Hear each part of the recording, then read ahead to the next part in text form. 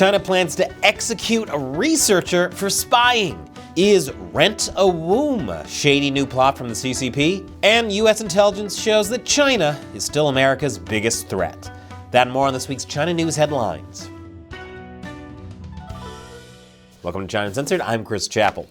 According to a U.S. intelligence report, China remains the top military and cyber threat to the U.S. In other words, the sky is blue, water is wet, and fire is coming out of a shoddy Chinese EV. The report also mentioned Russia, Iran, and North Korea as serious problems for the U.S., but China won the top slot for several reasons, including its progress in AI, its advancing military capabilities, its growing nuclear arsenal, and what the report called steady but uneven progress in capabilities it could use to capture Taiwan. Steady but uneven, like my neighbor learning to play the bagpipes. Steady because he does it every night, and uneven because I keep throwing rocks at him. The report was released ahead of testimony by President Trump's intelligence chief before the Senate Intelligence Committee. The report's release also coincided with the release of a Chinese report accusing American intelligence agencies of long-term, large-scale phone and computer hacking. So once again, China is accusing the U.S. of doing what it's doing. Hey, at least on the bright side, we get some incredibly based Chinese propaganda art. Be the America Chinese propaganda says you are. President Trump says countries that purchase oil from Venezuela will pay a 25% tariff on any trade with the U.S. This will impact a number of countries, but none more than China, which accounts for 68% of Venezuela's crude oil exports. The U.S. is actually second on the list of countries that import oil from Venezuela, so I guess America's going to have to tariff itself.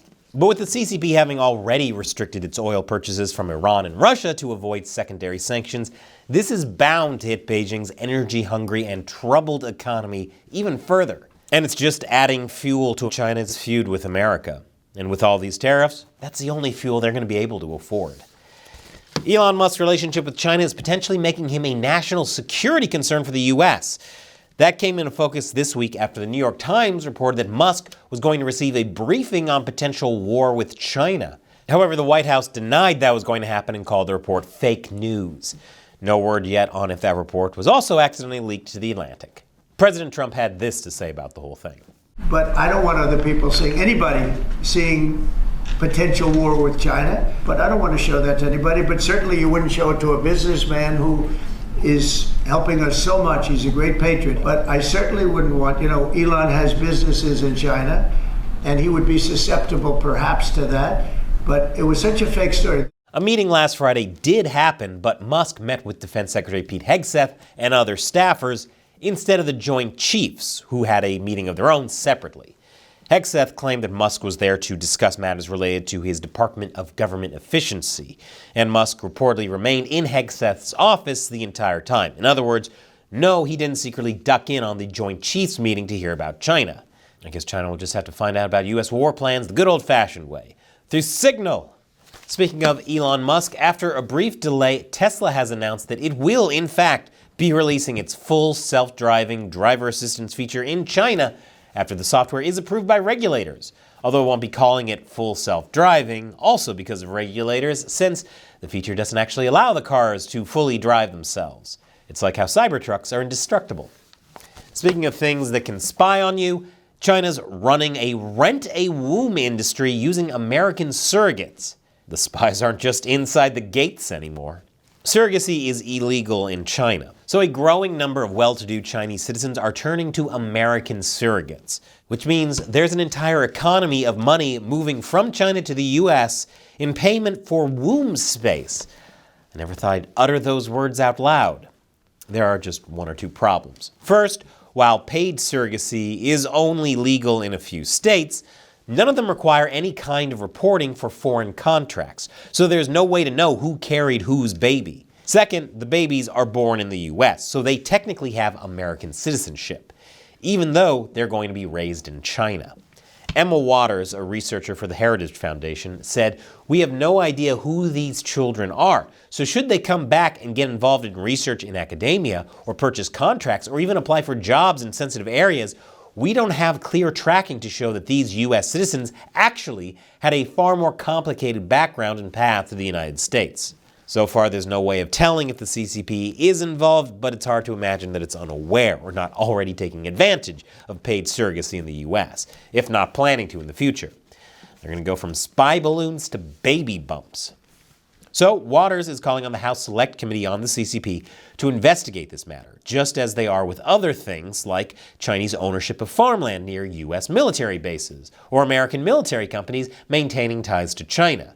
Because if you thought a baby crying on an airplane was annoying before, just wait until that baby is also trying to steal tech secrets.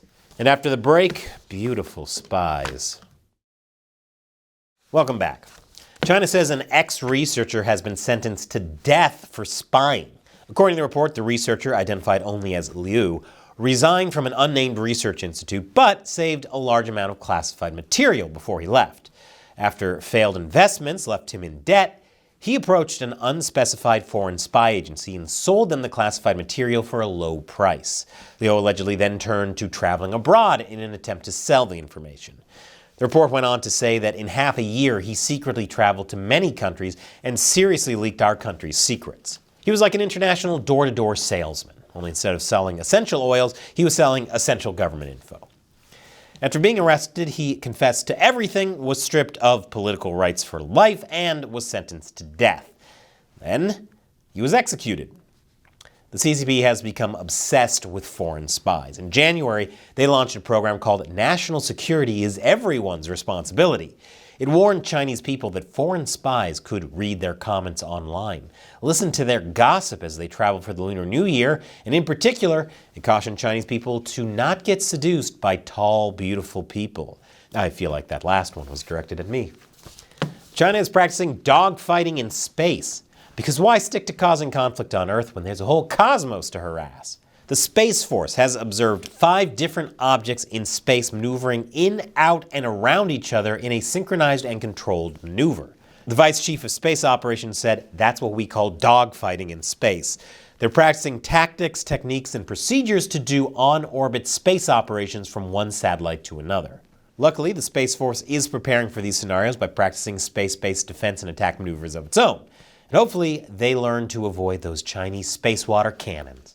And I want to update you on Operation Honeypot. Thanks to all of the amazing work you've done, we're now in Phase 3. Thanks to your 11,000 signatures, Apple finally approved our iOS app after a 2-month-long battle. And thanks to your leaving tens of thousands of YouTube comments with the honeypot emoji since January, we're starting to get back some of the viewership that YouTube is trying to suppress. But it's not enough. Because a lot of you are telling us that YouTube is still not notifying you when we publish new episodes. So, it's time for Operation Honeypot Phase 3.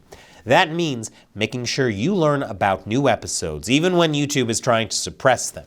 Here's how. Sign up for our free weekly newsletter. Every Friday, you'll get an email with links to all the episodes we publish that week, including the ones YouTube doesn't want you to see. Plus, there'll be some surprise bonus content that Shelley adds in. So, click below to subscribe to our China Uncensored Substack newsletter. Once again, I'm Chris Chappell. See you next time.